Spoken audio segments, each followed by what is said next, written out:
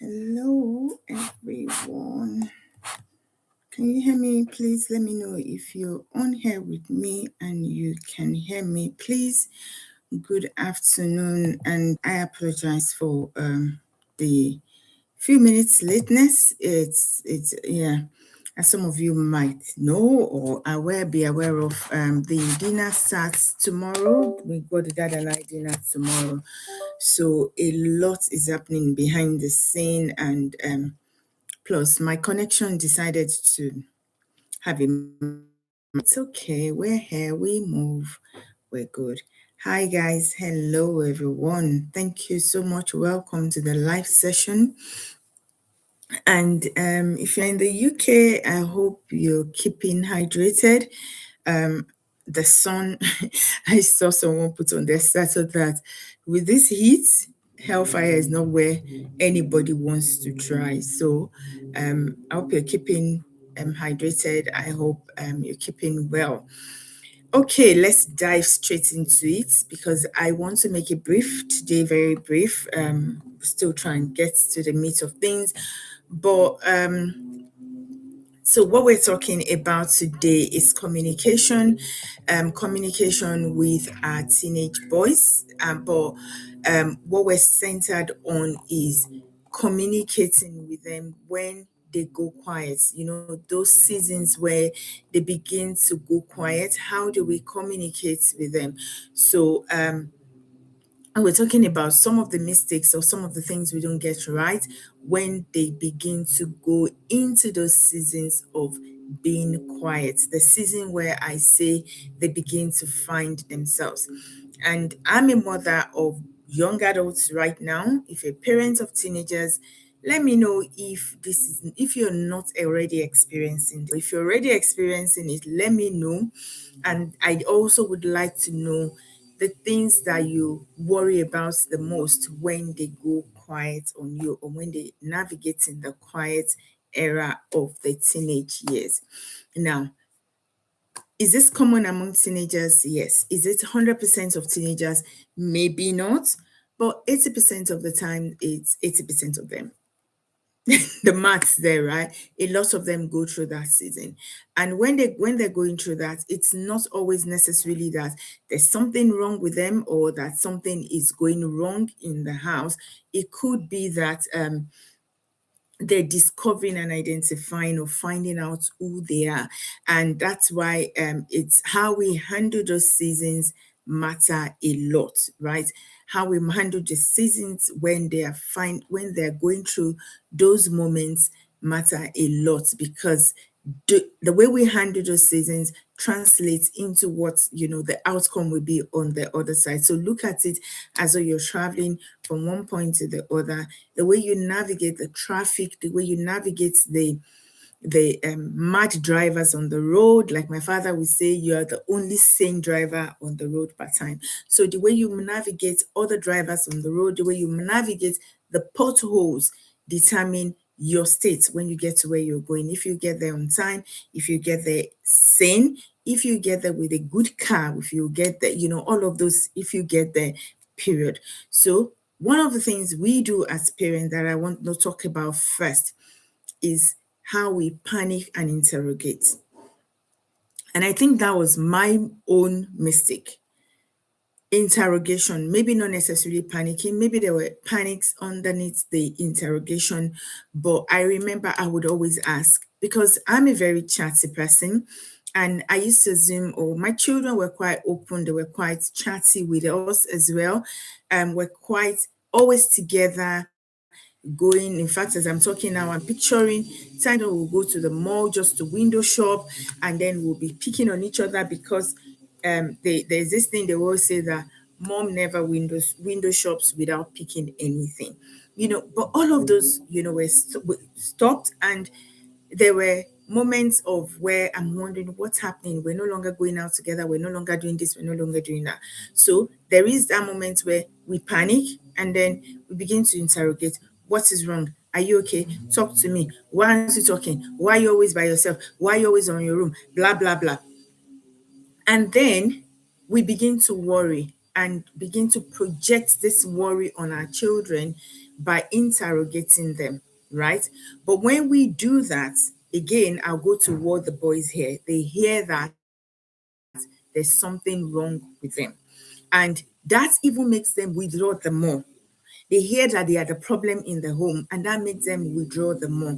That makes them begin to avoid conversations, because they will begin to feel like every conversation will lead to interrogation.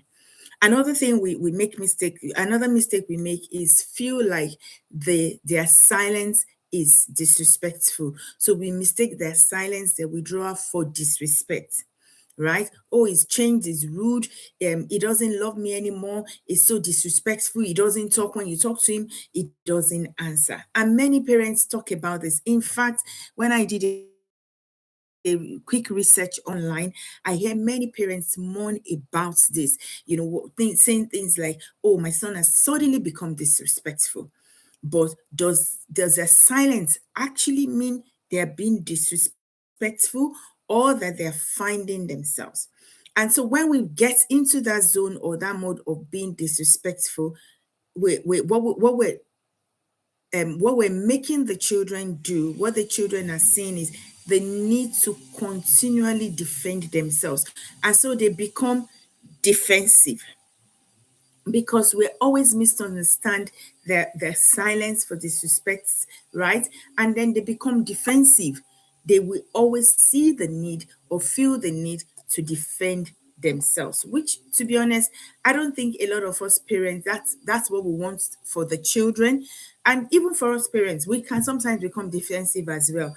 But now we're talking about the boys, and I don't think that's what we want them to always have to do, because children, boys are boys who always feel the need to be defensive, will eventually become people pleasers, because I don't always want to be in the place where I'm always defensive, always explaining myself, explaining my moves. So what do?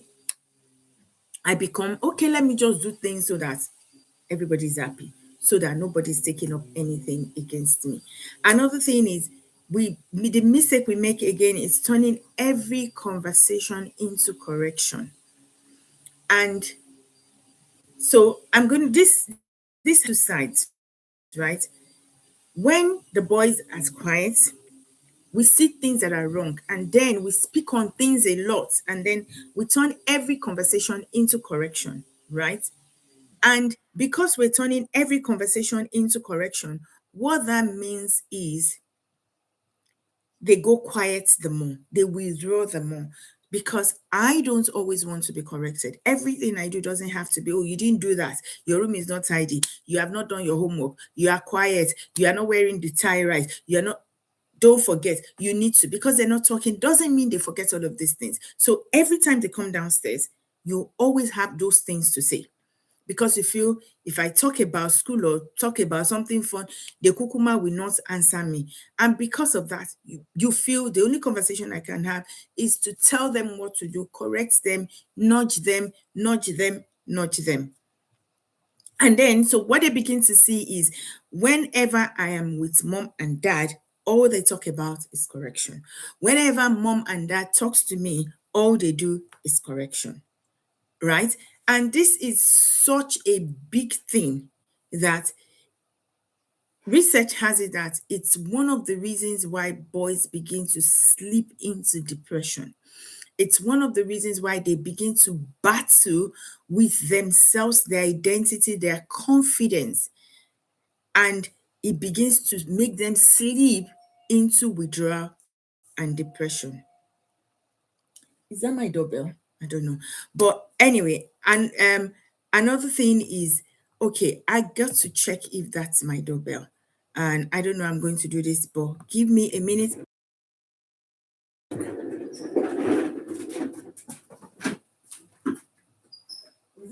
Sorry.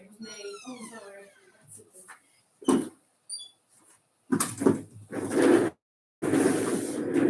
Oh, I'm so sorry.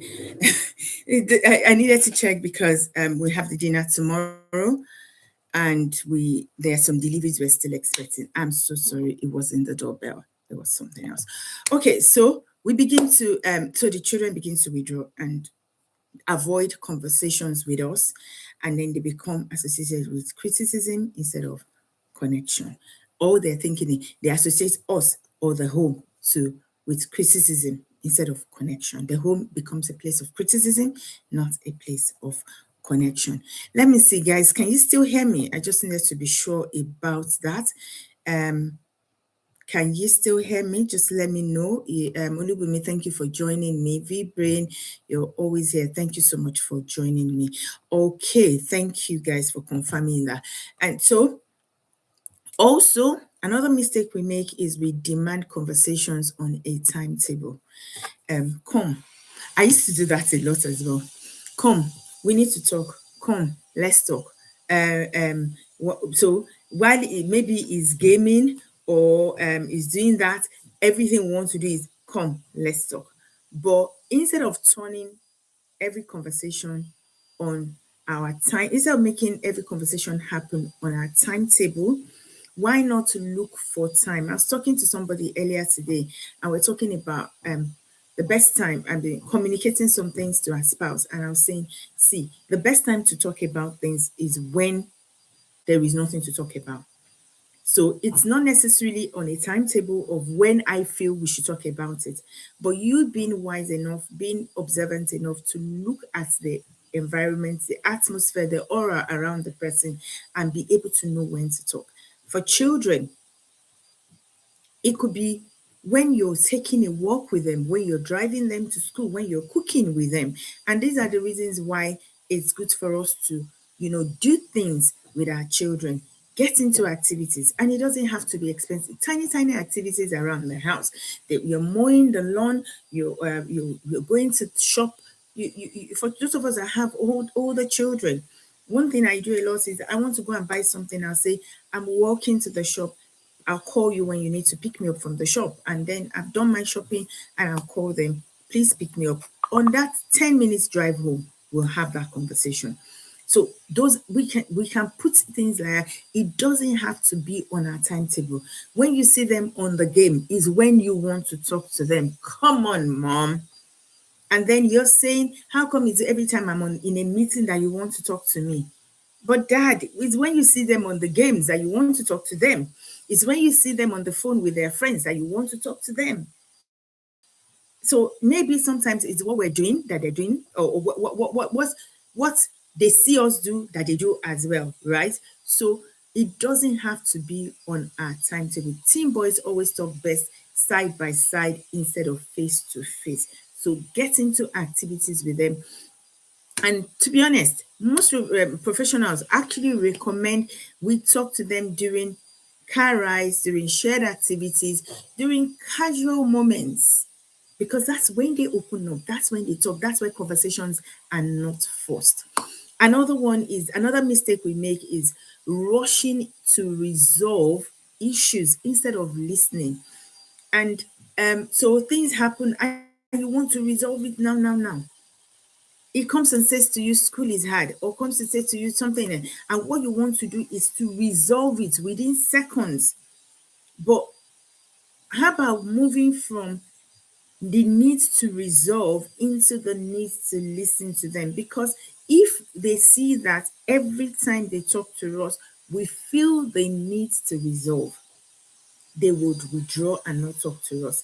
In fact, I've heard my son say sometimes that, oh, mom, I don't want to put you under pressure to think that you have to have a solution for that thing. And that's why they don't talk. Imagine that. They don't want you to think that you have to have a solution.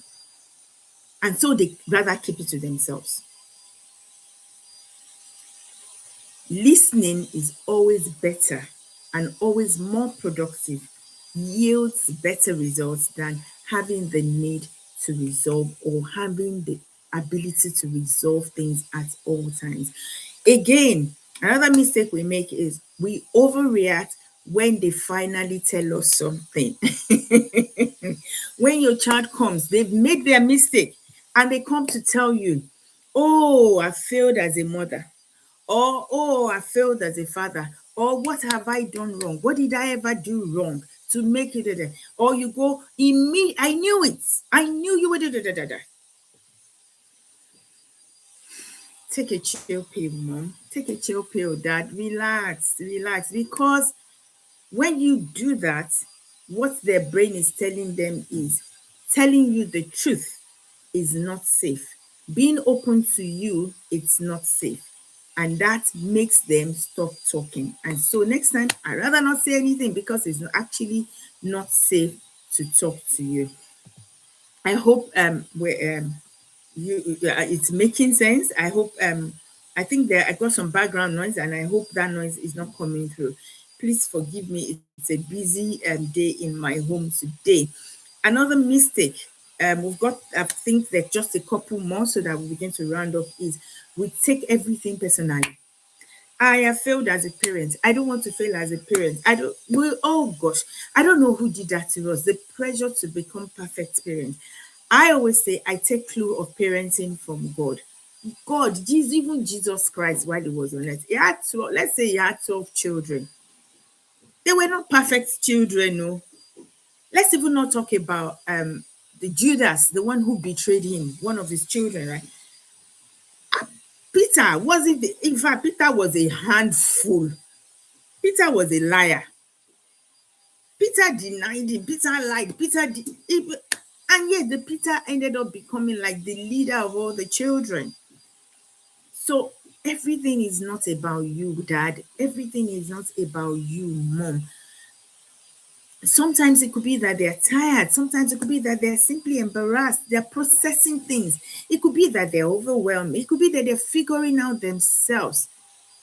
It is not that he doesn't trust you. It is not about you. Sometimes it's simply him understanding the world of adulthood or teenagehood or hormonehood that he's navigating into. And then another one is we stop being interested in their world. Forgive me, fathers. I'm going to direct this to you. Because he's quiet, because he's withdrawn, because he's figuring himself out, you stop being interested in him. And I've heard a lot of fathers say things like, I've left him to himself. Imagine if God leaves you to yourself. Imagine if God leaves you to yourself or leaves us to ourselves for one day. I think it's wrong for us to leave them to ourselves. Instead of saying leaving them to themselves, I think it's better for us to pray for them and apply wisdom, discernment. The Bible says wisdom is profitable to direct above everything else. Get wisdom. Bible gets wisdom and understanding. It's better to seek to understand them more and deal with them in wisdom than to leave them to themselves. One thing that baffles me a lot is when these children are trying to figure out themselves. I've seen a lot of mothers come to me to say, oh, my husband sent him out of the house. And I'm struggling to understand, and I'm looking for one man that will have the confidence to please educate us. Why your default is to send the boy out of the house. When God leaves the good 99 to go after one, you have 2 or 3 children, and you are sending one out of the house. God keeps looking out of the door and wishing for that child to come back home. But you are sending that one that you have out of the house. I don't understand it, and I'm seeking understanding in that light. But hey, mom and dad, instead of leaving them, stop being interested in their world. It is okay to ask them. So when you ask them, how are you, how was school, you hear fine. Change the question from how was school. Talk about football, talk about games, talk about the gym, cars, music, technology, AI, beautiful things, other things other than how was school.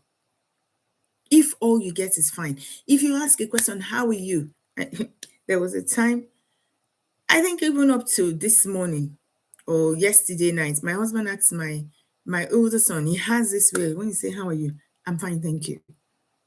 And I said to him, Please, I don't want to hear I'm fine, thank you again. I have my ways with my boys, right? And then he will laugh at me. So sometimes he says it to pick on me. But even when all you hear is I'm fine, thank you, ask other things about, their career, about games, about the gym. Sometimes I just talk about, oh, my weights that I'm lifting. Oh, and then from there we begin to talk about other things. And the things they open up to tell you in those ordinary moments, you see, your interrogation will never bring them out of them. Your interrogation will never have the ability to bring them out of them. Also, when another mistake we make is we stop enjoying them. I think I find myself talking about enjoying them a lot in all of the live sessions, or most of the live sessions we've been having. And that's because they delight in us, delighting in them. They want you to enjoy them. They want you to enjoy your moments with them. So look for other ways. I've talked about games, gym, and all of. Look for other ways you can enjoy being around them. Look for the things they're doing well and commend those things and enjoy your children. Another thing is, this is very, very important. We make every talk about performance review. Every conversation we have with them. So what have you learned? So what's your plan? So what did you do? So what, even when we say I was school, it's performance review we are doing. These things make them withdraw more into themselves and they stop talking to us. So think about this. So instead of doing all of that, why not think that your son doesn't always need a question? Your son sometimes need another safe moment. They need less interrogation, but more invitation. They need less pressure, but more presence. Parents, mom, dad, the goal isn't to make your son talk to you today or talk to you part-time. The goal is to make them want to talk to you tomorrow. So today they're in your house. I always say that my children are young adults, right? And they're not under obligation to talk to me anymore. They're not under obligation to stay in my house anymore. They're not under obligation to seek my advice or to even take advice from me. They're not. So when they're young and they're under that obligation, I think we should shift our focus from making sure we interrogate or making sure we know or we do all of those things we've talked about to giving them the invitation and making them see us as safe places for them, as children that we're bringing up, so that when the times change, they still see us as safe places and people they can come back to. I want to be my child's safe place, because one thing I always say, if I'm my child's safe place, there is every likelihood I'll be my grandchildren's safe place, right? And there is every likelihood I'll be my daughters-in-law safe place. Plus, now take it generational. There is every likelihood my grandchildren will find safety in my children. I hope this has helped today. We're going to close it here. Please, registration for Dada Night Dinner has closed. We're sorry we have to close it, I think, at the beginning of the week. But hey, we need your prayers. Pray for us and watch out for all the goodies, and then maybe plan to join us next year. Again, I am Kiki, your host at the Parenting Wholesome Boys Academy. I love you. My love and regards to your boys. Until I see you again next week, Friday, God bless you real good. Bye-bye.